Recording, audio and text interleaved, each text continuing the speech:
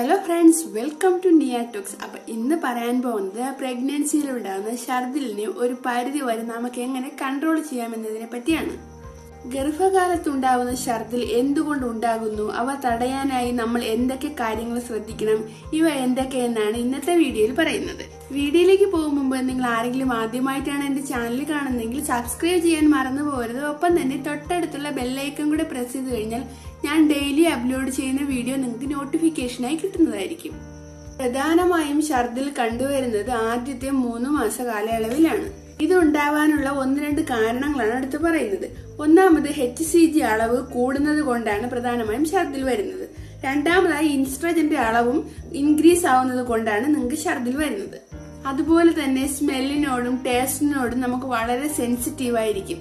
ആ ഒരു കാരണങ്ങൾ കൊണ്ടും പലരിലും ഛർദിൽ കാണാറുണ്ട്.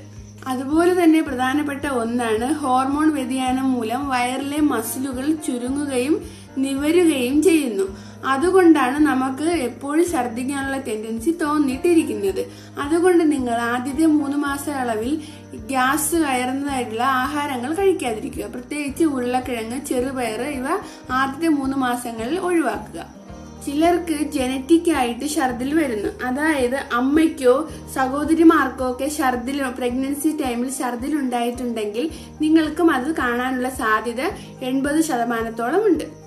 അതുപോലെ തന്നെ മൈഗ്രെയിൻ, അസിഡിറ്റീസ് ഇങ്ങനെയുള്ളവർക്കും പ്രഗ്നൻസി ടൈമിൽ ഛർദിൽ വരാനുള്ള സാധ്യത കൂടുതലാണ്. ചിലരിൽ ആദ്യ 3 മാസം കാലയളവിൽ മാത്രമേ കാണത്തുള്ളൂ. മറ്റു ചിലരിൽ കണ്ടിന്യൂസ് ആയിട്ട് ഡെലിവറി വരെയും ഛർദിൽ തുടരുന്നു. കൂടുതൽ പേരിലും ഉണ്ടാകുന്നത് മോർണിംഗ് സിക്നസ് ആണ്. അതായത് ഉറങ്ങി എണീറ്റ് വന്ന ഉടനെ പല്ല് തേക്കുമ്പോഴാണ് മിക്കവരിലും ഛർദിലുണ്ടാകുന്നത്. അങ്ങനെയുള്ളവർ പ്രത്യേകം ശ്രദ്ധിക്കുക. നിങ്ങൾ നൈറ്റ് കിടക്കുന്നതിന് മുമ്പ് അടുത്ത് റസ്കോ ബിസ്ക്കറ്റോ വെച്ചിട്ട് കിടക്കുക. എണീറ്റ് ഉടൻ തന്നെ 1-2 പീസ് റസ്കോ ബിസ്ക്കറ്റോ കഴിച്ചതിന് ശേഷം 10 മിനിറ്റ് ബെഡിൽ കിടന്നതിന് ശേഷം മാത്രം എണീറ്റ് പോയി പല്ല് തേക്കുക.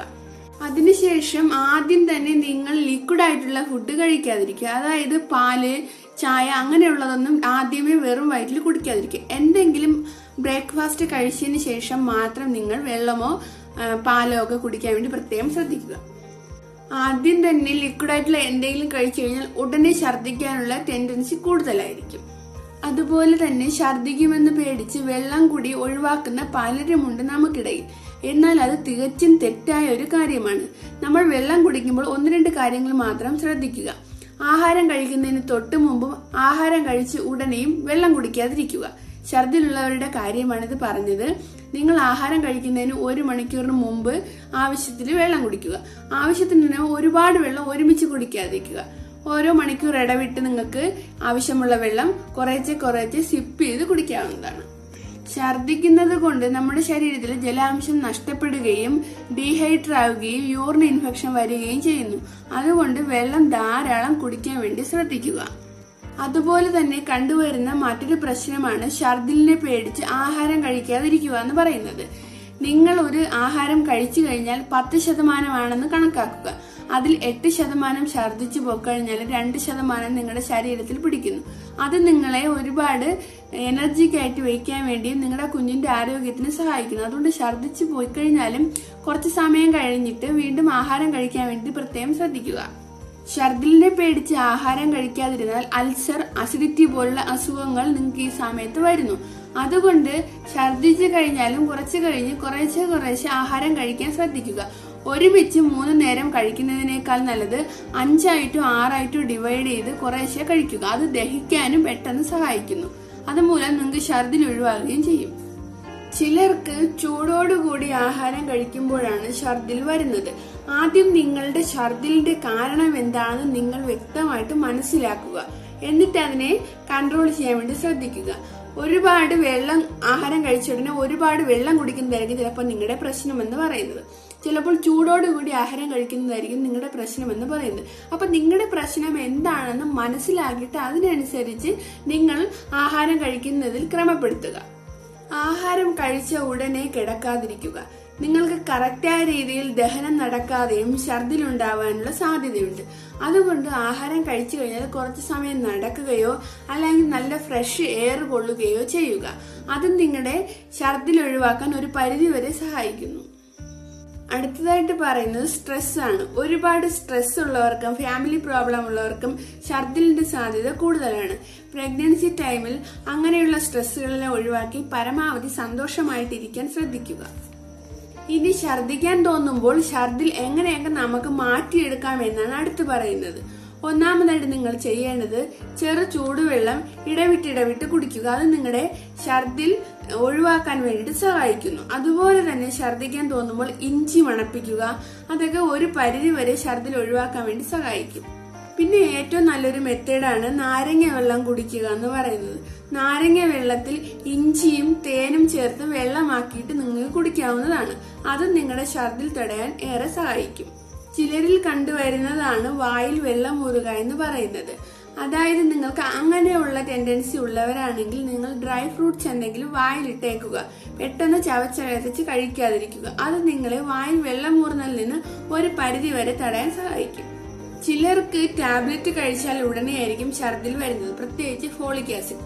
ഫോളിക് ആസിഡ് കഴിച്ച ഉടനെ തന്നെ നിങ്ങൾ ഛർദിച്ചു പോവുകയാണെങ്കിൽ ടാബ്ലറ്റ് പുറത്തു പോയി എന്ന് നിങ്ങൾക്ക് മനസ്സിലായി കഴിഞ്ഞാൽ നിങ്ങൾ ഉടൻ തന്നെ അടുത്ത ടാബ്ലറ്റ് കഴിക്കാൻ വേണ്ടി ശ്രദ്ധിക്കുക.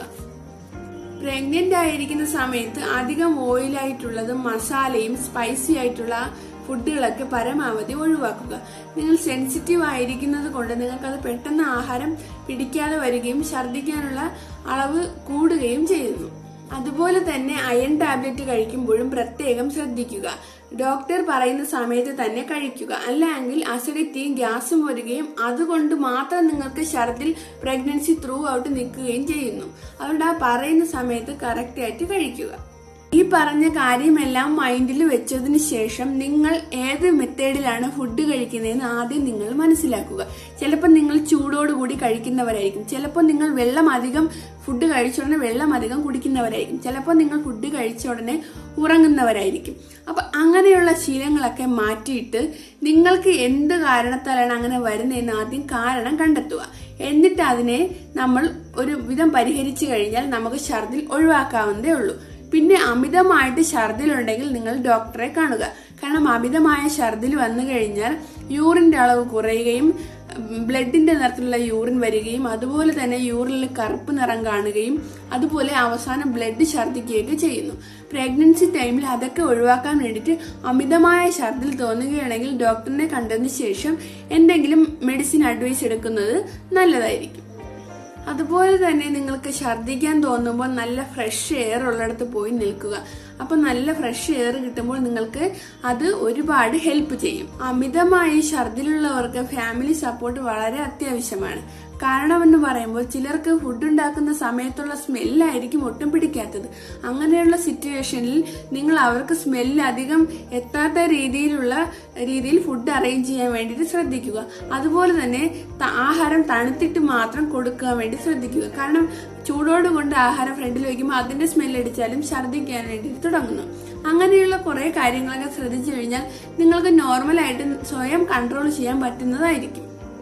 അതുപോലെ തന്നെ പുറത്തു പോയി ഫുഡ് കഴിക്കുന്നവർ പ്രത്യേകം ശ്രദ്ധിച്ച് മാത്രം കഴിക്കുക. ഏതൊക്കെ ആഹാരം നിങ്ങൾക്ക് ഇഷ്ടപ്പെടുമെന്ന് പറയാൻ പറ്റില്ല. അതുകൊണ്ട് കഴിച്ച ഉടൻ തന്നെ ഛർദ്ദിക്കാനുള്ള സാധ്യത കൂടുതലാണ്. പിന്നെ ഒരു കാര്യമെന്ന് പറയുന്നത് നിങ്ങൾക്ക് മനസ്സിന് ഇഷ്ടപ്പെടുന്ന ആഹാരം ഈ ഛർദിലുള്ള സമയത്ത് കഴിക്കുന്നത് നിങ്ങളെ ഛർദിൽ ഏകദേശം കുറയ്ക്കാൻ വേണ്ടിയിട്ട് നല്ല രീതിയിൽ സഹായിക്കുന്നു. അതുപോലെ തന്നെ നിങ്ങൾക്ക് മനസ്സിന് ഇഷ്ടപ്പെടുന്ന ആഹാരം ഒരുമിച്ച് ഒരുപാട് ക്വാണ്ടിറ്റിയിൽ കഴിക്കാതെ കുറേശ്ശെ കഴിക്കാൻ വേണ്ടിയിട്ട് പ്രത്യേകം ശ്രദ്ധിക്കുക. ഇങ്ങനെയൊക്കെ ട്രൈ ചെയ്യുന്നതുകൊണ്ട് നിങ്ങൾക്ക് ഛർദിൽ ഒരു പരിധി വരെ കൺട്രോൾ ചെയ്ത് നിർത്താൻ പറ്റും. ഇത്രയേ ഉള്ളൂ ഇന്നത്തെ വീഡിയോ. ഈ വീഡിയോ നിങ്ങൾക്ക് ഉപകാരപ്പെട്ടെങ്കിൽ തീർച്ചയായിട്ടും മറ്റുള്ളവരിലേക്ക് ഷെയർ ചെയ്ത് കൊടുക്കാൻ മറക്കരുത്. നിങ്ങൾക്ക് ഈ വീഡിയോ ഇഷ്ടപ്പെട്ടെങ്കിൽ ലൈക്ക് ചെയ്യുക. നിങ്ങൾക്ക് എന്തെങ്കിലും സംശയം ഉണ്ടെങ്കിൽ കമന്റ് ചെയ്യാവുന്നതാണ്. അതുപോലെ തന്നെ സബ്സ്ക്രൈബ് ചെയ്യാൻ മറന്നു പോകരുത്. നെക്സ്റ്റ് നല്ലൊരു വീഡിയോയിൽ കാണും വരെ ടേക്ക് കെയർ. ബൈ.